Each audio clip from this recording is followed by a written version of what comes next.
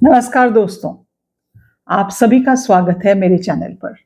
दिवाली, रोशनी का त्योहार, ये कितना सुंदर होता है ना। हर कोना जगमगाता है, घर में मेहमानों की रौनक होती है और ढेर सारे तोहफे आते हैं।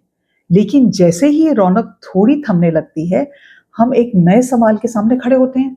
अब इस दिवाली के बाद की क्लटर का क्या करें? तो दिवाली के बाद अपने घर को कैसे डिक्लटर करें और क्या करें? दिवाली की सफाई तो सभी करते हैं, पर असली चुनौती जो होती है ना दिवाली के बाद आती है।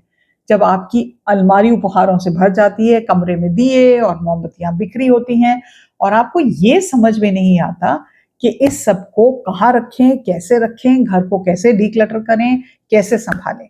तो आज हम बात करेंगे उस स्मार्ट और टिकाऊ डिक्लटरिंग की जो सिर्फ सफाई नहीं है, बल्कि आपके घर और मन को अगले साल के लिए हल्का और व्यवस्थित करना है। हम आपको देंगे 7 ऐसी बेहतरीन टिप्स जो आपको हेल्प करेंगी अपनी दिवाली को, जो आपने एंजॉय किया है उसके बाद के भी प्रोसेस को शांत रखे और सुंदर बना देगा। तो सबसे पहली बात तो ये है उपहारों का स्मार्ट मैनेजमेंट। उपहार हर किसी को अच्छे लगते हैं, लेकिन अक्सर हमें ऐसे कई तोहफे मिलते हैं जो हम इस्तेमाल नहीं कर पाते और ये तोहफे आपकी अलमारी में सालों तक पड़े रहते हैं, जिससे सिर्फ आपके घर का जो क्लटर है वो और बढ़ता है।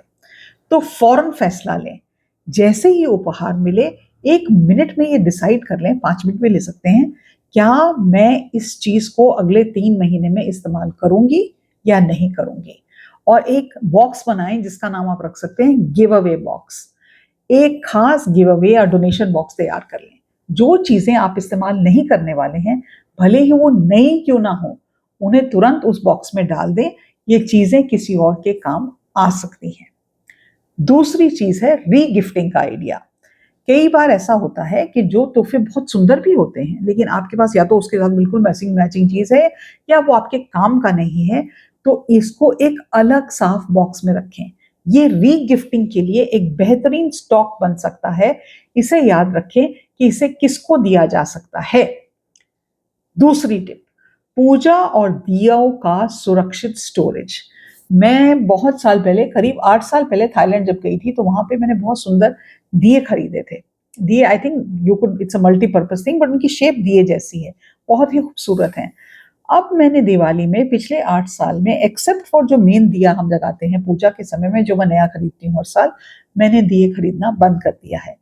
पूजा और दिए के जो मेरे, वो मैं करीब 20 या 24 लाई थी थाईलैंड से, उन्हीं को मैं हर साल यूज करती हूँ।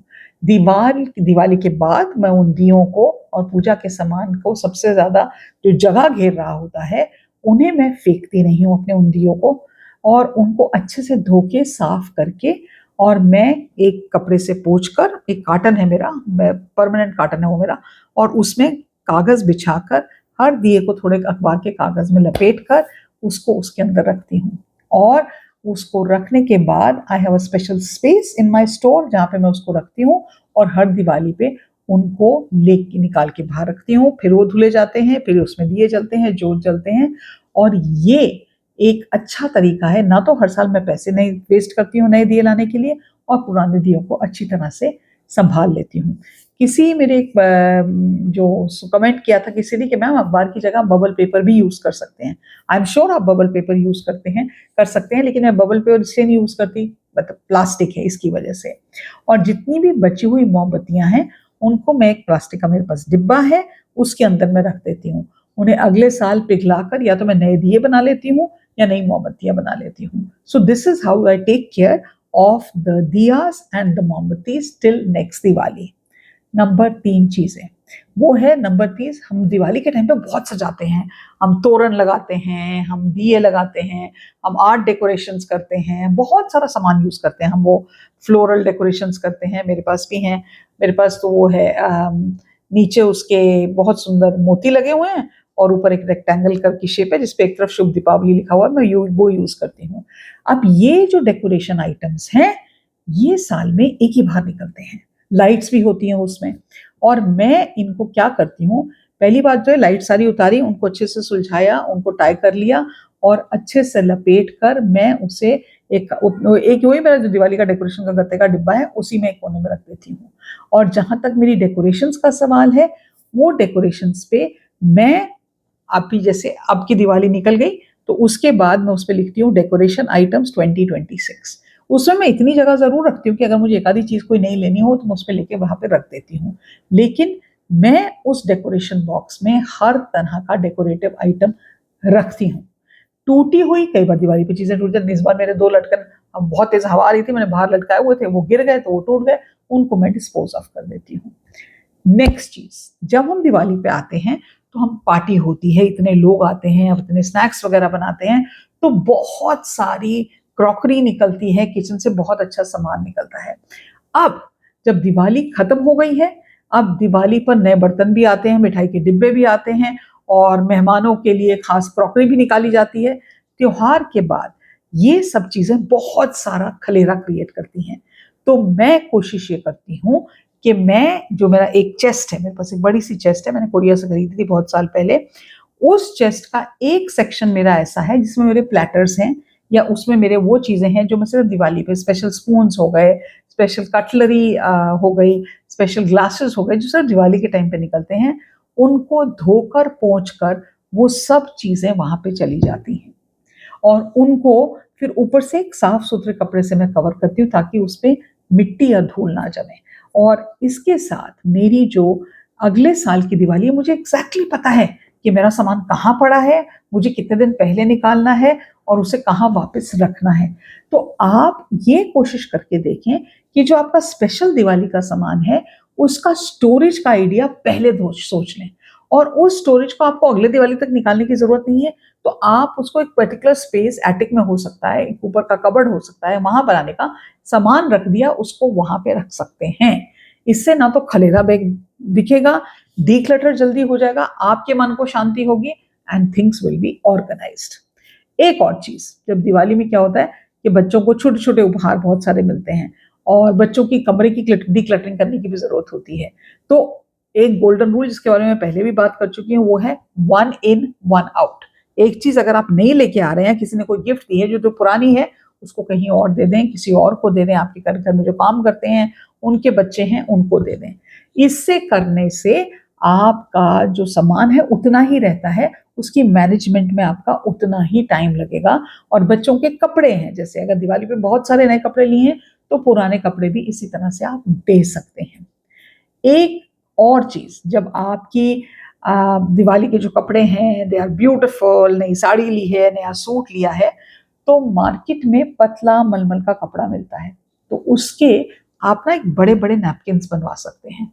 और आपकी जो भी महंगी साड़ी है, या आपका जो भी महंगा सूट है, उसको आप उसको 4 तरफ से कवर करके, उसके ऊपर नीम का पत्ता डाल के आप इन कपड़ों को स्टोर कर सकते हैं। जब आप इन कपड़ों को स्टोर करेंगे, ये बात जरूर ध्यान रखें कि एवरी 3 मंथ्स आप उनको खोल के उनकी तय का स्टाइल चेंज करें। कई बार क्या होता है कि बहुत बहुत दिन तक अगर एक ही तरह से कपड़ा तय करा पड़ा होता है, स्पेशली अगर वो सिल्क का कपड़ा हो या मसलिन सिल्क हो, तो उसमें ना चिर जाने का बहुत ज्यादा चांस रहता है। सो एवरी 3 मंथ्स और 4 मंथ्स एक बार खोल के उसको वापस से सेट कर दें। मैंने इन कपड़ों की स्टोरेज स्पेस अपने बॉक्स बेड के नीचे बनाई है, वहां पे मैं ये कपड़े रखती हूँ, साल में एक बार निकलते हैं। एंड यूजुअली साल में एक बार जब दिवाली आती है, तो मैं कोई ना कोई नई साड़ी जरूर खरीदती हूँ, क्योंकि आजकल मैं साड़ियाँ ज्यादा पहनना पसंद करती हूँ। अभी मैंने इस दिवाली पे भी अपने लिए एक बहुत सुंदर साड़ी खरीदी। एक बहुत, बाय द वे, एक बहुत सुंदर स्टोर है बैंगलोर में, उसका नाम है अंगड़ी। उनकी साड़ियाँ बहुत सुंदर होती हैं। So anyways, that's just an information, ये कोई स्पॉन्सर्ड पोस्ट नहीं है, बट मैंने उनसे साड़ी खरीदी एक सिल्क की। तो इस तरह से आप इन चीजों को संभाल सकते हैं। हमें ये रखने, याद समझने की बहुत जरूरत है, और इसीलिए एज अ काउंसलर और थेरेपिस्ट होते बावजूद भी मैं डीक्लटरिंग के वीडियोस बनाती हूँ, क्योंकि हमें अपने माइंड को डीक्लटर करने की भी बहुत जरूरत है।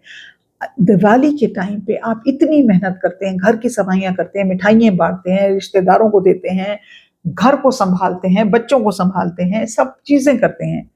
बहुत जरूरत है कि जब दिवाली खत्म हो जाए तो आप अपने माइंड को भी डीक्लटर करें, अपनी मेंटल स्पेस से भी सारी थकान हटाएं, आपको मन को, आपके दिमाग को शांति की जरूरत है।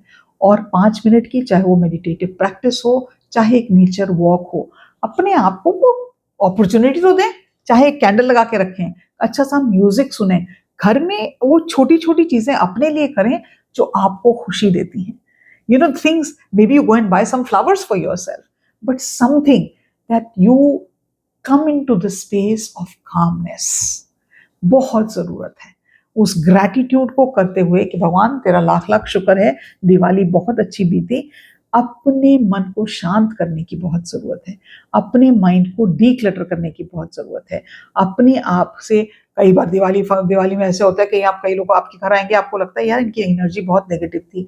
अपनी एनर्जी, ऊर्जा को वापस से अच्छे लेवल पे लाने के लिए ये बहुत इंपॉर्टेंट चीजें हैं दिवाली के बाद डीक्लटरिंग के लिए। याद रखिए, जब आपका घर ऑर्गेनाइज्ड है, जब आपका घर डीक्लटर्ड है, आपका माइंड और आपका दिल, आपका दिमाग और दिल दोनों शांति महसूस करेंगे। अगर आपके आसपास डीक्लटर है बहुत ज्यादा, आप खुश नहीं रह सकते, ये मेरी गारंटी है। अगर आपको ये टिप्स मेरी पसंद आई हैं तो इस वीडियो को लाइक करें और अपने दोस्तों के साथ जरूर शेयर करें। और मुझे ये बताएं आपकी दिवाली कैसे रही, आपने ऐसा क्या एक्सेप्शनल दिवाली पे किया कि आपका दिल जो था वो गार्डन गार्डन हो गया। अगर आप मेरे से काउंसलिंग कॉल बुक करना चाहते हैं तो 8106064015 पे आप व्हाट्सएप मैसेज कर सकते हैं and the link has been given in the description box. अगले वीडियो पे मिलते हैं, आज के लिए इतना ही, नमस्कार।